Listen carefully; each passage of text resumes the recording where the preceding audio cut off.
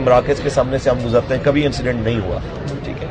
ہمارا معاملہ اس لیے الگ ہے کہ پاکستان میں جب سے بھی تحریک لبیک یا رسول اللہ کی بنیاد قبلہ امیر المجاہدین نے رکھی ہے تو فرقہ واریت کا دور دور سے اس کے ساتھ کوئی تعلق نہیں ہے، اور نہ ہی ہمارے ساتھ کوئی ایسا معاملہ ہوا ہے،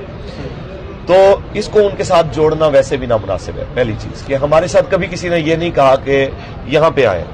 جو سب سے بڑا ایشو بنانے کی کوشش کر رہے ہیں، میں نام نہیں لینا چاہ رہا تھا لیکن صحافی حضرات کی عادت ہوتی ہے وہ بال کی جو ہے وہ کھال اتار کے کچھ نہ کچھ نکالنے کی، کہ جناب وہاں پہ مرکز ہے سپاہی صحابہ کا، تو سپاہی صحابہ کا مرکز کی وجہ سے خدشہ ہے کہ جہاں یہ آگے جاتے تو ان کو یہ مسئلہ تھا، اور یہ کلیش جو ہے بیسیکلی یہ لبیک کا اور سپاہی صحابہ کا کلیش ہے۔ تو میں آپ کو بتانا چاہتا ہوں کہ ایسی کوئی صورتحال اس لیے نہیں ہے کہ ہمیں تو پہلے بھی نہیں پتا تھا کہ بھئی اس معاملے میں کوئی آگے لڑائی ہے۔ جب رات کے وقت سپاہی صحابہ کی قیادت کو اس بارے میں پتا چلا ہے کہ کوئی اس طرح کا رنگ دینے کی کوشش کی جا رہی ہے، تو مولانا معاویہ اعظم کا رابطہ ہوا میرے ساتھ،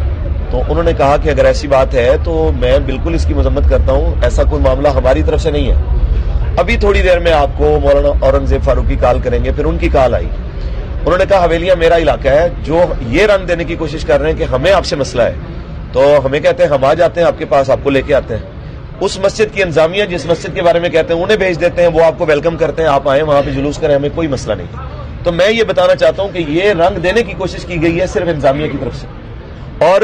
ہمیں جس وقت اس بارے میں علم ہوا کہ یہ آگے یہ کھیل کھیلنا چاہتے ہیں، ہم نے اس کھیل کو روکنے کے لیے ہی جلوس پہلے جو ہے نا ختم کیا ہے، دعا کی ہے کہ کہیں آگے جا کے، کیونکہ ہمیں یہ خبر ملی تھی اس وقت کہ آگے جا کے یہ اس طرح کا وقوع ہو سکتا ہے کہ یہ سپاہی صحابہ کے لوگوں کو بھی ماریں اور آپ کو بھی ماریں، اور پھر یہ بریلوی دیوبندی جنگ کی طرف اس کو لے جایا جائے اور اس طرف لے جا کے پاکستان میں ایک شام عراق بنانے والا جو ہے کام کیا جائے، باوجود کارکنان کے شدید جو ہے دباؤ کے۔ حالانکہ ہمارے کارکنان کے لیے کوئی مسئلہ نہیں تھا، یہ کیا رکاوٹ تھی؟ آپ نے دیکھا وزیر آباد کی رکاوٹوں کے آگے یہ کوئی رکاوٹ تو نہیں تھی، فیض آباد کی رکاوٹوں کے آگے اس کی کوئی حیثیت نہیں تھی۔ ہمارا آگے جانا